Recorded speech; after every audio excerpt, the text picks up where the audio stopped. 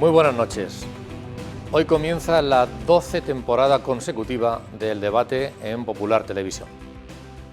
Nunca un inicio ha sido para abordar un asunto tan doloroso como la tragedia de los 13 muertos por el incendio en la zona de ocio de Atalayas.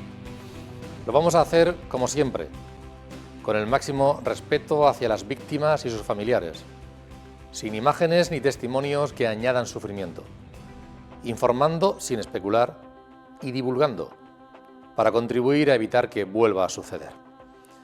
Nuestras oraciones por los fallecidos, el afecto y apoyo a sus allegados y que la justicia actúe. Bienvenidos.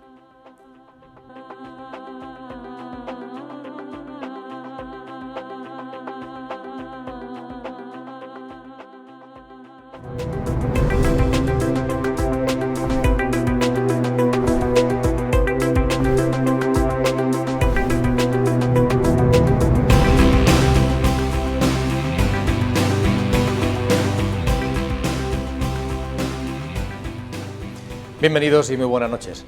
A lo largo de todos estos días, en la programación de Popular Televisión les estamos ofreciendo en sus servicios informativos la actualidad, el día a día del seguimiento sobre ese siniestro, con noticias a pie de calle, recogiendo testimonios. Hoy lo que vamos a hacer es recopilar de alguna forma lo que ha sucedido hasta ahora, información de todo ello, pero también coger un poquito de distancia, hacer reflexionar y dar también tener un poco de perspectiva acerca de no solo, sino también otros sucesos de estas características y hablar de prevención, intentar hasta, en la medida que se pueda, aportar información y divulgar, a ver si se puede contribuir de alguna forma desde un medio de comunicación social que también es su obligación, a evitar que esto ocurra. Los demás tendrán que hacer lo mismo y algunos además de una manera muy directa, de manera muy importante. Lo vamos a hacer con testimonios, muchos, que verán ustedes durante los próximos minutos, pero también con dos invitados en el plató que nos aportarán sobre todo esa segunda parte. Hemos invitado a Marcos Mateos, que es el decano del Colegio Oficial de Ingenieros Industriales de la región de Murcia. Bienvenido, Marco, buenas noches. Buenas noches. Y muchas gracias por acompañarnos. A vosotros. Gracias. Y también nos acompaña del Colegio de Psicólogos de la región de Murcia, el responsable del grupo de intervención psicológica en casos de emergencias y catástrofes, que es Jesús Leandro. Bienvenido, Jesús, buenas noches. Buenas noches. Iremos analizando todas esas cuestiones, pero sobre todo, antes de empezar, por contextualizar un poquito, yo imagino, ya no como profesionales de vuestros ámbitos, como técnicos, como ciudadanos, como padres de familia, seguro también, pues muy parecido a lo que cualquier otro ciudadano de la región de Murcia en aquellos momentos, aquella madrugada, ¿verdad, Marcos? ¿No? Sí. ¿Qué impresión? Pues la impresión fue bastante mala. De hecho, lo primero que hice fue llamar a mi hija, que está aquí en Murcia estudiando. O sea que imagínate, impresionante. Y luego te viene a la mente pues, los sucesos que ha habido con este tipo de catástrofes, ¿no? La discoteca de Cala 20, Madrid Arena, y entonces dices, bueno, aquí esto, ¿cómo puede pasar en Murcia, no?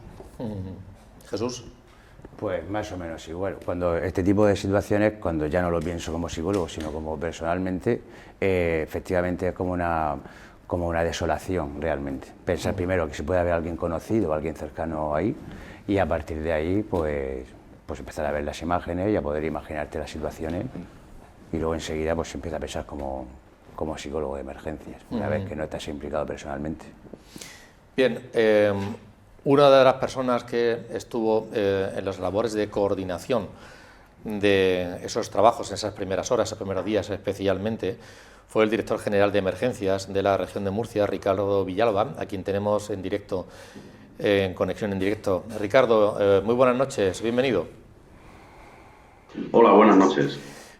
Supongo que, no sé si ahora ya ha bajado el nivel de trabajo, de estrés en emergencia, en los servicios de emergencias que coordina desde la comunidad autónoma, muy distinto de esas primeras horas, esos primeros días, ¿no, Ricardo?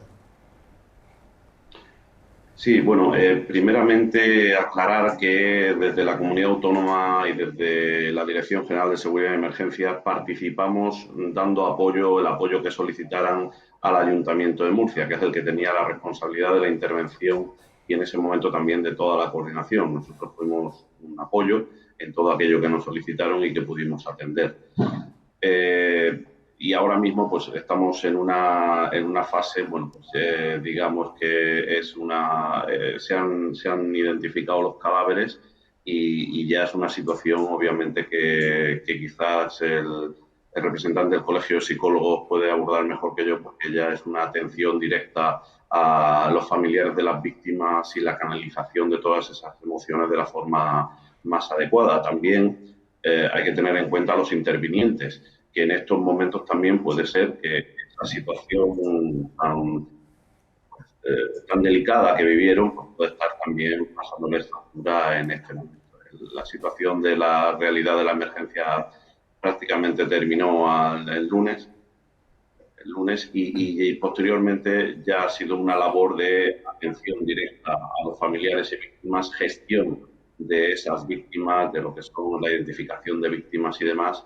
Y por suerte sí podemos decir que no tenemos a nadie en el hospital, que fueron en el mismo día fueron todos los heridos dados de alta. Otras veces sí tenemos, en otras situaciones mantenemos heridos en esta fecha en los hospitales, pero por suerte en esta emergencia, aunque sí ha habido muchos fallecidos, pues no ha habido ningún herido de gravedad.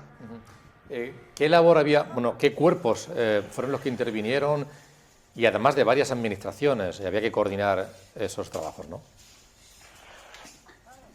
Sí, bien, el peso de la intervención lo llevó el Cuerpo de Bomberos del Ayuntamiento de Murcia y su policía local, básicamente, que son los primeros que intervinieron. También intervino Policía Nacional y, bueno, la labor del Cuerpo de Bomberos de Murcia, tengo que decirla porque me pareció encomiable en todo momento y brillante, ¿no?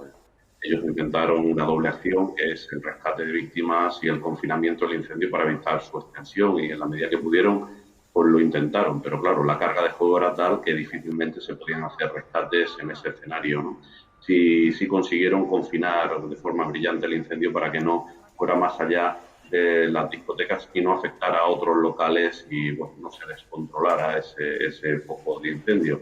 Como decía, nosotros desde lo que es la Consejería de Interior, Seguridad y Emergencias y desde la dirección que yo dirijo, pues prestamos el apoyo que nos pidieron, mandamos un vehículo nodriza del Consorcio de Extinción de Incendios Regional para abastecer de agua, complementar el abastecimiento de agua de los bomberos de Murcia.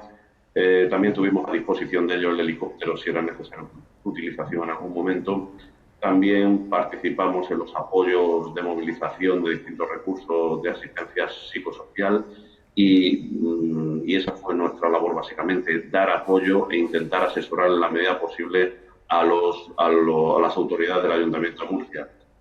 Yo, por desgracia, participé en una situación parecida hace ya muchos años, si no recuerdo mal, en el año 2000, cuando un tren de cercanías arrolló una furgoneta de trabajadores en Lorca con la muerte, si no recuerdo mal, de 9 personas, ¿no? También inmigrantes de origen iberoamericano y que, bueno, que tuvimos que gestionar, y también hubo unos problemas en las labores de identificación y también un poco difícil de gestionar al principio por la gravedad de los daños y heridas que sufrieron los fallecidos, ¿no? Entonces, sí me venían ese déjà vu de ver esa situación y me recordaba en cierta medida aquella situación que tuvimos en Lorca también, independientemente del terremoto.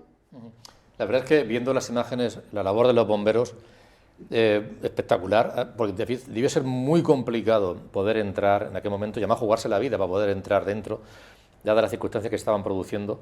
Veíamos imágenes de los bomberos de Murcia, ahora tendremos testimonio de su portavoz, y yo me da la impresión de que había un rostro con dos sentimientos. Por una parte, de haberlo hecho todo, algunas fotografías que hemos visto estos bomberos al salir, ¿no?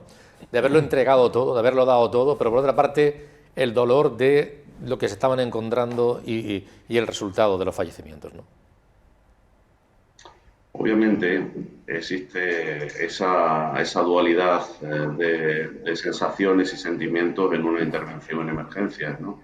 Digamos que los profesionales del Cuerpo de Bomberos del Ayuntamiento de Murcia hicieron, como le he dicho, un magnífico trabajo. Hay que tener en cuenta también el desgaste que supone trabajar a esas temperaturas con el peso del equipo, un equipo autónomo, además de respiración, llevar también el peso que supone manejar mangueras, que recordemos van cargadas de agua, no es solo disparar, es arrastrarla, moverla, y eso supone un desgaste físico muy grande, además de, obviamente, del impacto psicológico que tiene una intervención de estas características con tantos fallecidos y ese riesgo que también supone esta intervención, que es una intervención de alto riesgo por la carga de fuego que en ese momento tiene el escenario local en cuestión. Ricardo, Villalba, director general de Emergencias, muchas gracias por atendernos y hacer estas reflexiones una vez transcurridos ya unos días y ya se han producido la identificación de esos cadáveres. Gracias, muchas gracias. Buenas tardes, buenas noches, muchas gracias. Muchas gracias. La verdad es que si tuviéramos que dar unos titulares al momento de hoy, es que, muy brevemente, las 13 víctimas mortales están ya identificadas, unas mediante huellas dactilares y otras a través de identificación por ADN, todas ellas encontradas en la discoteca Fonda. El miércoles próximo, sino siguiente, 18, se celebrará la misa funeral conjunta en la catedral, oficiada por el obispo de la diócesis, don José Manuel Lorca Planes. Eso por una parte en cuanto a las víctimas. Por otra parte, la policía científica lo que está trabajando ahora es en aclarar el origen del incendio, que pudo en la instalación eléctrica superior, en la zona superior y conjunta tal vez de ambas discotecas. A nivel administrativo, el ayuntamiento, el alcalde ha apartado de forma cautelar a los técnicos que intervinieron en el expediente de Teatre tras saberse que el ayuntamiento determinó su cierre, pero no hubo ejecución administrativa y ha abierto una investigación interna también. Y luego está la parte judicial. Hay una jueza ya responsable del caso, se han iniciado actuaciones por vía penal como posibles responsables, quienes lo sean, de 13 homicidios por imprudencia. Son algunas pinceladas de cómo están las circunstancias en estos momentos. Y bueno, por recoger imágenes y testimonios de aquellas circunstancias, yo hablaba de los bomberos. Vamos a escuchar al portavoz de la Policía Nacional, que también ha hecho una labor muy importante de comunicar, de trasladar información a la opinión pública, Diego Serán, y al oficial de bomberos de los bomberos de Murcia, Juan Ángel Navidad. Hay que tener paciencia, entendemos la tremenda tragedia que están sufriendo los familiares de las personas fallecidas. Tenemos necesariamente que mantener la calma para poder determinar bien la identidad de estas personas y una vez que estén identificadas se informará, por supuesto, de forma directa a los familiares afectados. ¿Nos puede confirmar si los cadáveres se han encontrado en la discoteca Fonda? Bien, es un local que en su momento se partió, es un local que originariamente era la discoteca Teatre y que en un momento dado se partió en dos locales de hostelería totalmente diferenciados. Sí que es cierto que en el local de la Fonda es donde constan la mayor parte de los daños del incendio, incluso importantes daños estructurales que han provocado un colapso de la estructura hacia el interior del establecimiento. En todo caso, en este local, en la Fonda, es donde se están encontrando las personas fallecidas. El interior del local ha quedado en muy mal estado. Los bomberos están haciendo un importantísimo trabajo para apuntalar la estructura del edificio y una vez garantizada la seguridad de las personas que tienen que trabajar en el interior, accederán los miembros de la Policía Científica para hacer la correspondiente inspección ocular y buscar y determinar el origen de ese fuego.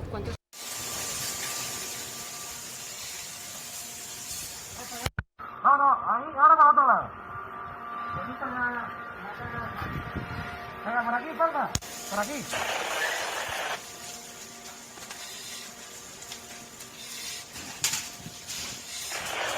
Vale, venga, por ahí. Venga.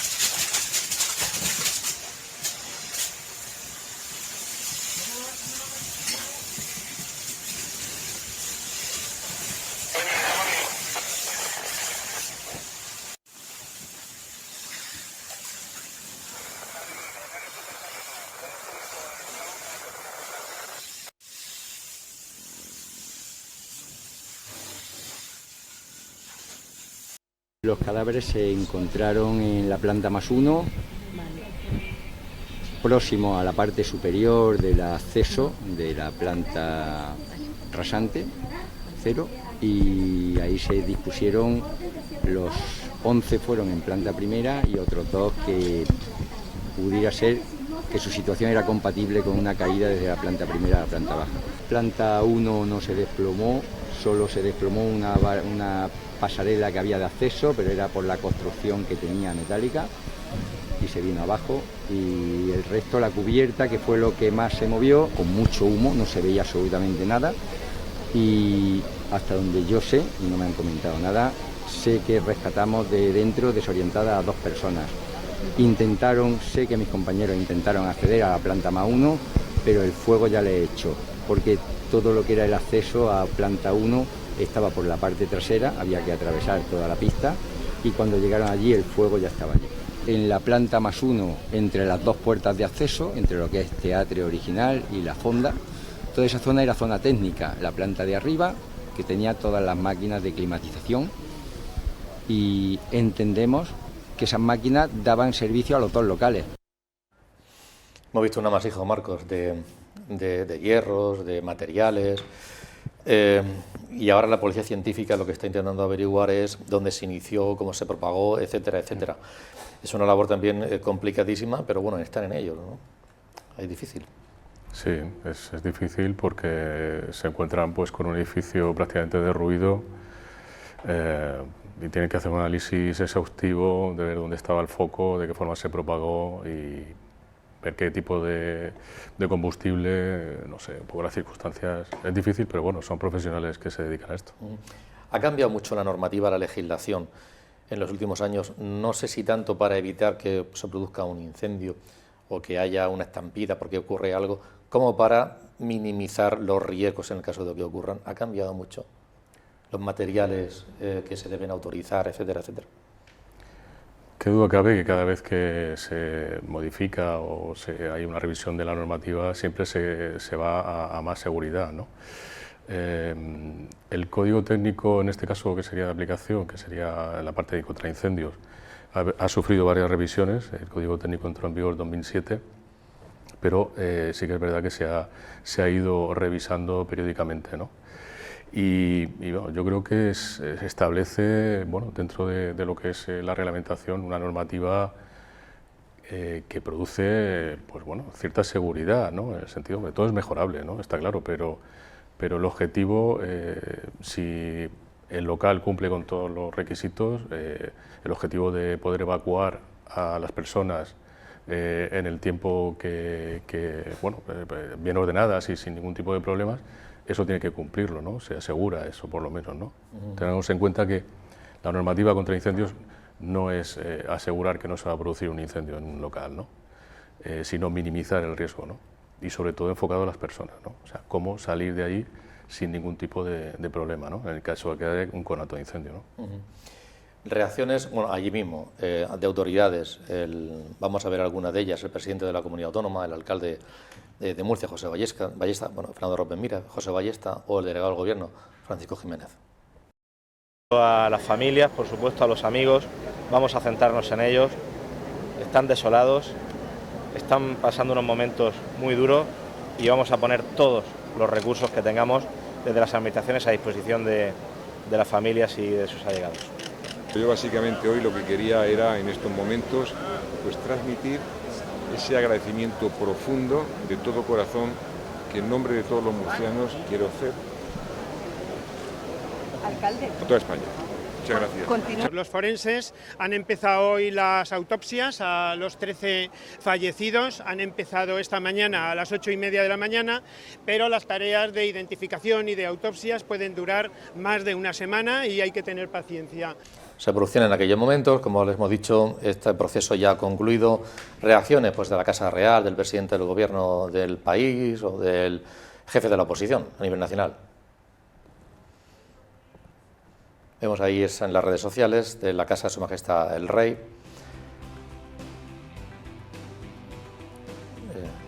Dolor y consternación del presidente del Gobierno, cariño y solidaridad con las víctimas y familiares. O también de Alberto Núñez Feijóo, con ese lamento al que hacía referencia antes el presidente o el alcalde, el presidente de la comunidad o el alcalde de Murcia. Muchos sentimientos muy duros, muy complicados de gestionar, seguramente, Jesús, pero vamos a centrarnos en los familiares de las víctimas. se recurre en este caso y en otros rápidamente también, aparte de los efectivos que tienen que entrar ahí y rescatar, intentar salvar vidas, también a profesionales de la salud, en este caso y en otros similares, porque hay que actuar también con rapidez, pero también luego hay varias fases, ¿no? Seguramente. En la primera fase es importante el psicólogo de emergencia en cualquiera de estas catástrofes o de estas emergencias. La principal labor inicialmente es contener un poco la ansiedad, todo el estrés que pueda tener toda la familia, porque sobre todo cuando todavía están en labores de extinción o todavía están trabajando, podría incluso interferir en lo que puedan ser las actuaciones normales del resto de profesionales, de médicos, de enfermeros. Eso sería la primera función que tendría que hacer el psicólogo de emergencia. Luego, en la segunda parte, sería hacer una evaluación de las capacidades de adaptación, evaluar un poco las necesidades de las personas, buscar las personas más vulnerables, algún tipo de discapacidad, personas mayores, menores o con trastornos mentales previos, para poder tener más o menos una idea de qué es lo que te puedes ir encontrando. Y luego ya pues empezar a proveer de alguna manera y potenciar lo que puedan ser las capacidades de las estrategias de afrontamiento a esas situaciones. Vamos a oír en todos los programas de imágenes de cadáveres o de familiares, momentos de sufrimiento, no aportan nada, yo creo que además no es bueno, y por eso vamos a oír, pero sí que estaban evidentemente allí en el Palacio de los Deportes, todos juntos. El que estén esas personas juntas, en otros casos de esos siniestros pueden ser una persona o una familia sola, aquí hay más personas. Son momentos terribles. Yo no sé si todavía, si es una gestión distinta, se debe hacer una gestión distinta cuando hay un grupo de personas de 30, 40, 50 personas respecto de cuando hay 3 o 4. Hay elementos que influyen. Lógicamente la gestión, cuando es una sola persona o una sola familia, pues es mucho más fácil de contener todo porque lo tienes todo mucho más controlado. En los casos de múltiples víctimas se tienen siempre que habilitar, como en este caso en el pabellón de deporte, algún espacio en el que puedan estar. Intentan que se estén separados, ¿de acuerdo? Y también se intenta siempre que haya algún espacio donde poder aislar a personas que tengan algún tipo de desbordamiento emocional, para poder evitar un poco el contagio al resto de las familiares, ¿de acuerdo? Porque ahí suelen haber pues escenas tanto de llanto, de tristeza como de agresividad muchas veces también. Y en esos momentos todo se puede esperar. Hemos visto también reacciones y de solidaridad, de dolor en toda la región de Murcia. Vamos a recordar algunas de ellas, minutos de silencio en muchos lugares a nivel oficial, Asamblea Regional, ayuntamientos de la región, o la misa que aquí en esta casa, en la Universidad Católica, se celebró por el alma de los fallecidos.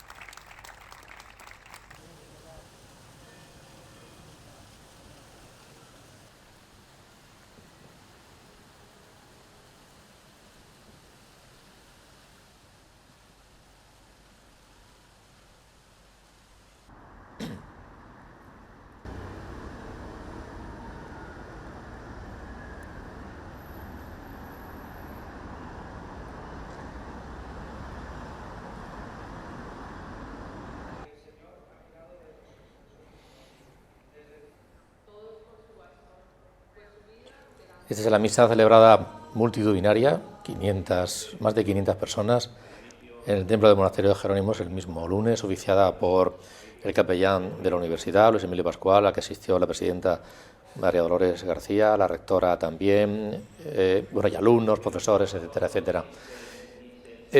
Marcos, ya no sobre está abierto ahora todo el proceso, hay que investigar, hablamos de la policía científica, está ahora haciendo trabajos de averiguar cómo se inició, cómo se propagó, etcétera, etcétera, qué medidas había.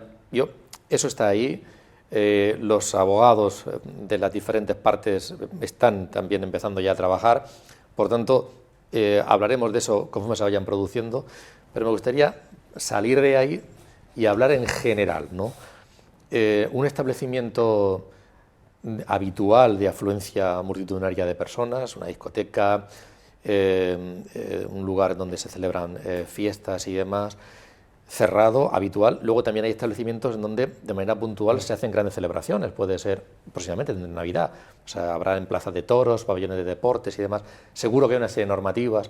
Por ejemplo, los cerrados en los habituales, hablamos, no sé si de materiales que hay que utilizar, de puertas de salida, señalizaciones de emergencia, Muy por encima, ¿cuál es en general, como normativa, la normativa lo establece esa serie de criterios que deben cumplirse?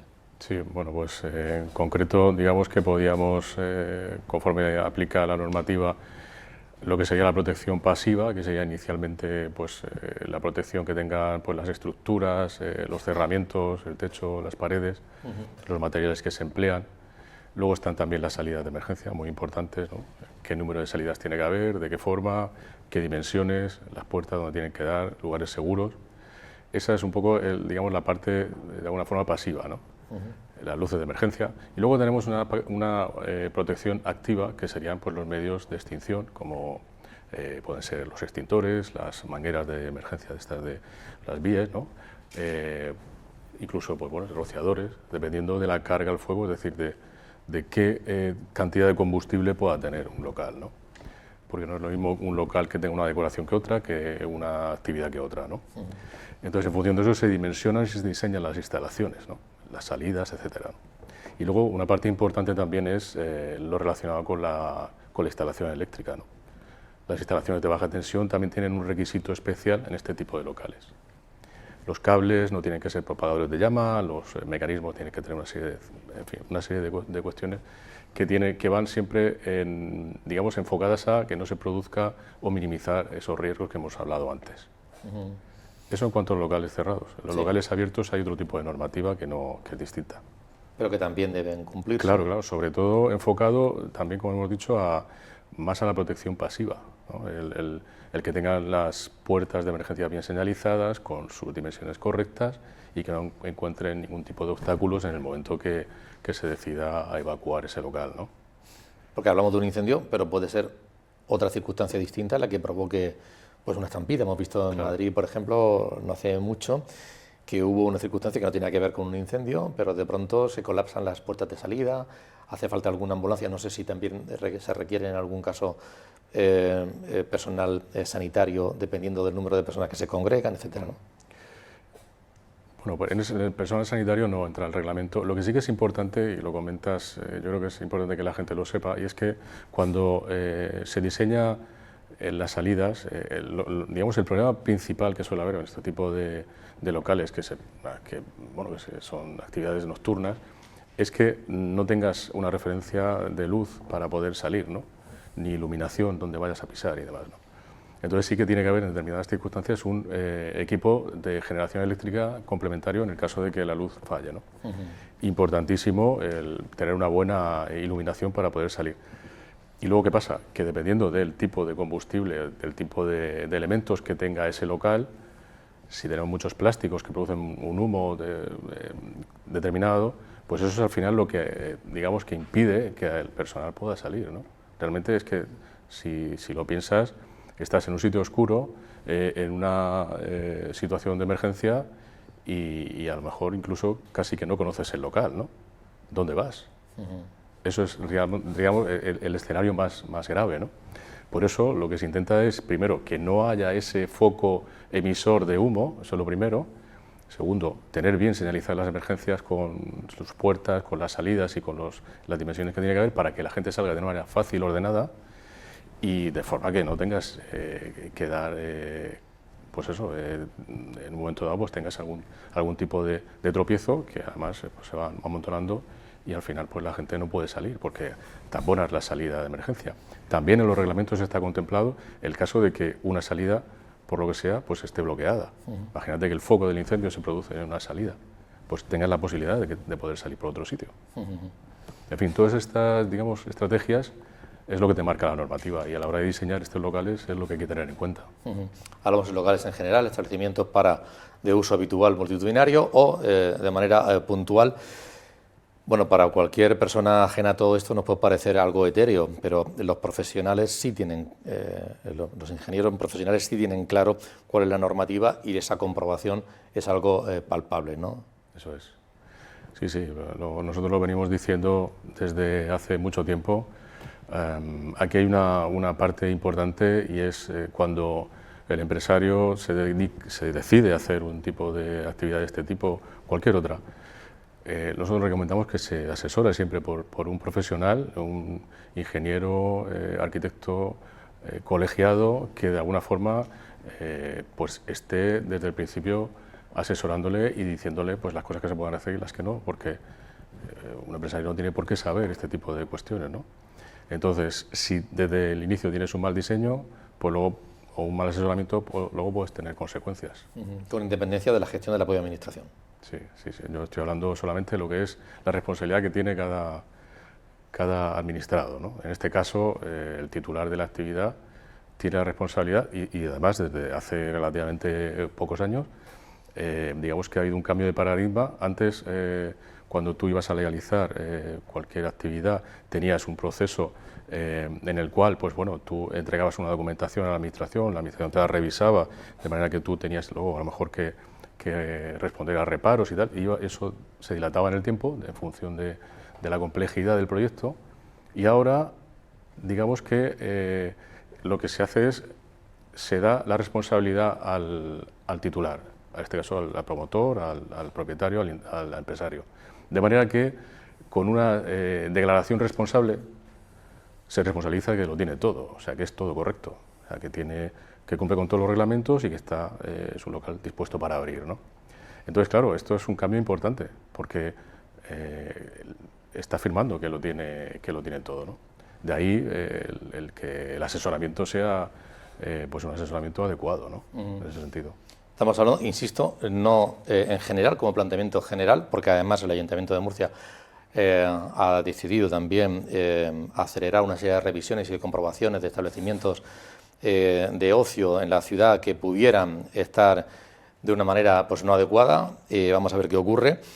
Y insisto, no sobre lo que estamos hablando, y es en general, no sobre este siniestro, sino circunstancias, cumplimiento, normativa que hay de aplicación en todo el sector, que está preocupado también por que pueda verse afectado en las próximas fechas establecimientos que puedan estar perfectamente en condiciones, todo arreglado, pero igual a los padres o a los chavales pues les da miedo a asistir después de haber visto lo que ha ocurrido, y hay preocupación en ese sentido y se ha trasladado. Son normativas de obligado cumplimiento que están encima de la mesa, e insisto que también de momento el Ayuntamiento lo que ha hecho ha sido el apartar de forma cautelar también a los técnicos que han intervenido o intervinieron en el expediente tras saberse que el Ayuntamiento terminó su cierre, pero no hubo ejecución administrativa. A ver qué queda esa cuestión en cuanto a la investigación interna complementaria respecto de la penal que hay en marcha. Hemos visto hace unos instantes esos minutos de silencio, Jesús, y yo no sé si esos minutos de silencio, bueno, hay muchas reacciones, pero hay un minuto de silencio donde la gente muestra el dolor y la solidaridad, también de encontrarse. Ahí hay una carga afectiva que yo no sé si a los familiares les sirve, si les llega, seguramente sí. Sí es también un compromiso social de solidaridad. ¿Qué hay ahí? ¿Qué elementos hay ahí en juego? Hombre, ¿hasta qué punto es importante que los ciudadanos se unan y muestren esos sentimientos? Hombre, yo creo que a los familiares esa solidaridad habrá algunos que sí que les pueda de alguna manera, si no consolar, por lo menos llevar esas situaciones de una forma diferente, pero lo que sí que es importante es que todo ese tipo de muestras sociales, pues bueno, por lo menos que quede un poco de conciencia social, lo que pueda ser un poco la de solidaridad, que yo creo que también es importante. A las familias, habrá familias que les importará bien poco y habrá familias que incluso se puedan agarrar a eso, mientras que están en el proceso de poder llegar a aceptar o poder llegar, por ejemplo, en el caso que puedan estar esperando los cuerpos de los familiares, a lo mejor pueden estar agarrados un poco al tema de, bueno, la solidaridad que hay por aquí y por allá y el apoyo que puedan ir sintiendo que tienen. ¿De acuerdo? En principio yo creo que nunca es negativo cualquier tipo de presión que nos haga tener un poco más de conciencia social, solidaridad y que, bueno, que no estamos solos en el mundo. Lo que apuntaba sobre ese expediente abierto a nivel interno lo anunciaba de alguna manera porque apuntaba datos el concejal de urbanismo, Antonio Navarro Corchón, quien compareció acompañado de su anterior, de su homólogo, bueno, de su predecesor, perdón, en el cargo, el socialista Andrés Guerrero. Decía él esto. Administrativamente de un solo local, Teatre Sociedad Limitada, que dispuso de licencia de apertura e inicio de funcionamiento de la actividad el 18 de diciembre de 2008, tenía, insisto, esa licencia de apertura con destino a discoteca con cocina. El local Teatre presenta una comunicación de modificación de la actividad 27 de junio de 2019 para dividir ese local en dos. Concretamente Teatre y lo que se conoce como la Fonda, ¿no? Y el 10 de enero de 2022, anterior concejal de Urbanismo, se dicta una orden de cese de actividad por entender que esta modificación de división del local era una modificación que se denomina sustancial y que requería de una nueva licencia. El 8 de marzo de 2022, la empresa presenta un proyecto de legalización, está previsto en la ley, no habiendo concluido a fecha de hoy este procedimiento. Por lo tanto, Teatre y la Fonda han funcionado sin autorización desde la orden de cese del anterior concejal. Y esa ejecución administrativa es la que, según se ha dicho posteriormente, no se llegó a realizar, no se comprobó que eso hubiera ocurrido. Hablando por extensión, insistimos, sobre este tipo de siniestros, hemos hablado también con Manolo Pardo. Manolo Pardo, como saben ustedes, es enfermero de emergencias de 061. Además es profesor de esta casa y es experto en urgencia y emergencia. Es una persona que además, bueno, con frecuencia lo hemos tenido aquí en este programa, con algunas de las intervenciones en las que han participado pues en lugares, en terremotos que ha ocurrido en muchos lugares del mundo. Y nos comenta una serie de criterios que son importantes conocer también.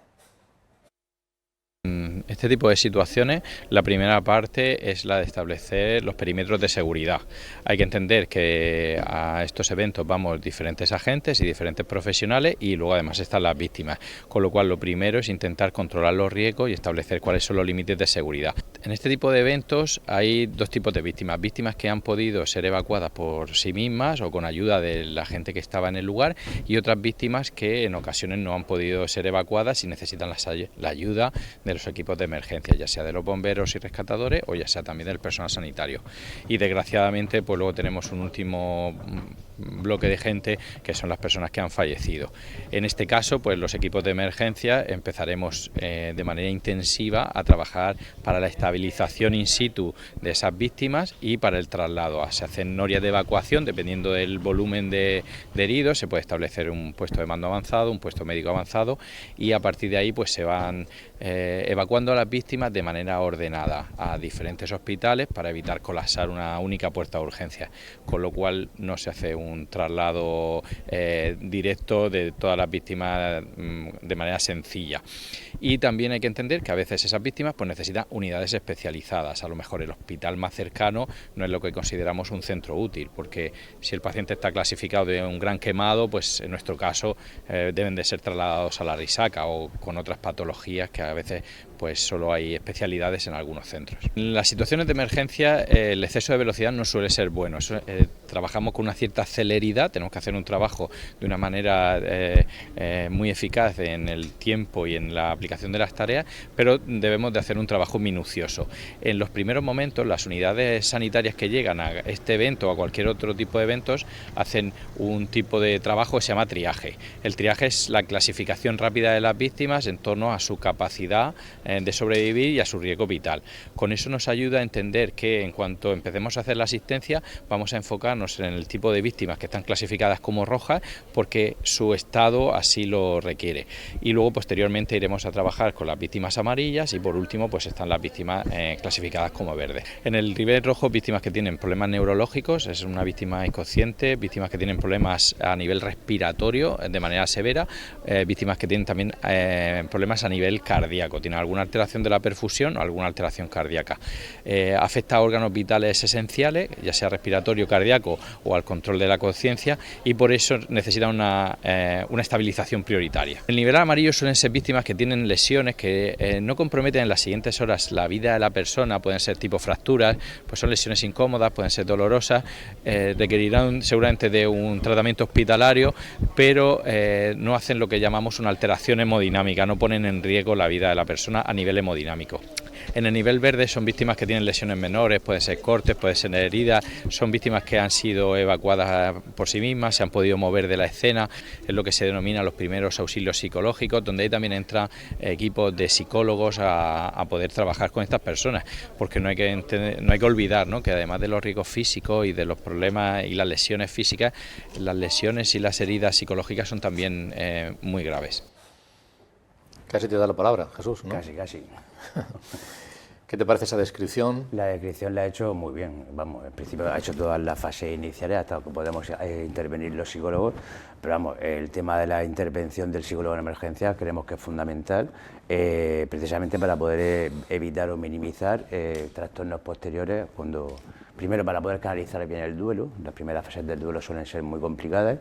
Todas las fases del duelo son complicadas realmente, pero sí que puede ayudar un poco a canalizarlo de una forma, digamos, mucho más adaptativa. Y luego también en el futuro, para poder evitar tipos de trastornos como el estrés postraumático o cualquier otro, es muy importante porque ayuda bastante a minimizar.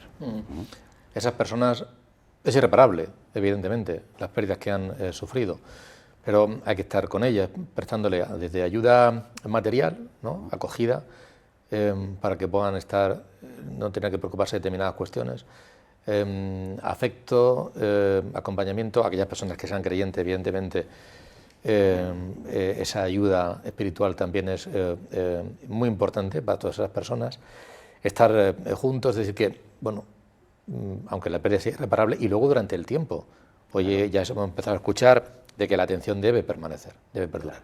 En principio esta atención es necesaria y luego una vez que se pasa lo que sería el periodo de emergencia, que suele ser unos 72 horas, aunque muchas veces, como en este caso, se tiene que alargar la asistencia, puesto que ha habido un retraso por los procedimientos de identificación de cadáveres, y tienen que estar ahí para la recogida de muestras, para la entrega de los cuerpos, para todo ese tipo de procesos. Prolongar ese proceso también es duro, es doloroso. Claro, es mucho más duro, sobre todo cuando hay incertidumbre, si no sabes o no tienes la seguridad de que es tu familiar o no es tu familiar el que te pueda estar dando, o cuando al principio no se sabía si estaban dentro de los fallecidos o no, que luego fueron apareciendo por suerte algunos de ellos vivos. Toda esa incertidumbre es un generador de ansiedad terrible. No. Marcos, yo esta mañana me comentaba una persona, madre mía, ¿cuántas veces nos habremos metido nosotros hace 30 años en una discoteca donde seguramente, pues eso, porque se habla, no lo sé, con desconocimiento, que si la madera, que si en un teatro, ¿no?, que los asientos de los teatros o de los cines durante muchos años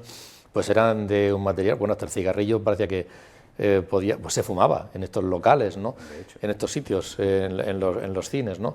Que si me comentaban también una persona, es que hasta los cables, hay cables, tú me lo puedes explicar mejor, que una vez que se encienden, que se incendian, al margen de que salte un diferenciador, pero propagan, otros no propagan.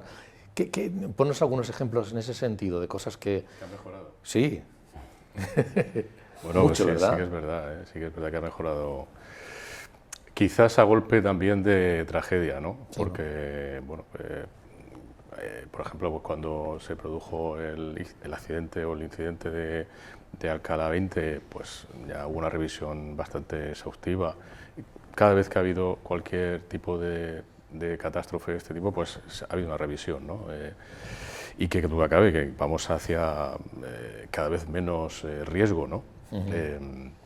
Por eso decía que la normativa que hay ahora, pues comparada con la que había hace años, pues es bastante más rigurosa, bastante más garantista, pero tenemos que tener en cuenta que eso, bueno, pues hay que aplicarlo, no solamente cuando se hace el proyecto y se pone en marcha la actividad, sino luego con el tiempo.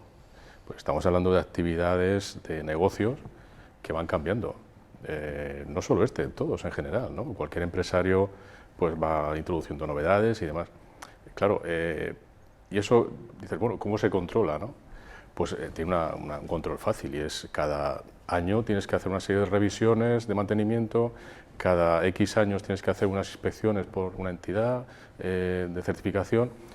Esa es la garantía, ¿no? Entonces, esa parte, desde luego, es obligatoria. O sea, que tú puedas tener una licencia de hace 20 años, no pasa nada, pero tú tienes que ir cumpliendo con digamos, esas inspecciones, eso es obligatorio.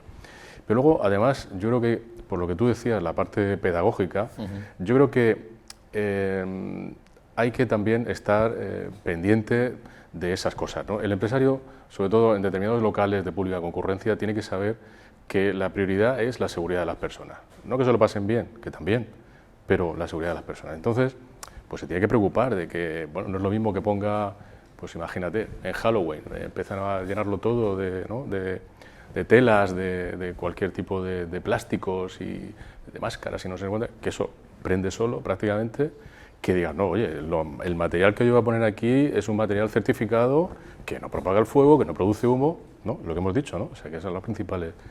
Y luego, también me consta que los bomberos son proactivos en el sentido de ir a explicar cómo tienen que funcionar, de qué forma, cómo tienen que operar con las instalaciones, porque esa formación también del personal es muy importante.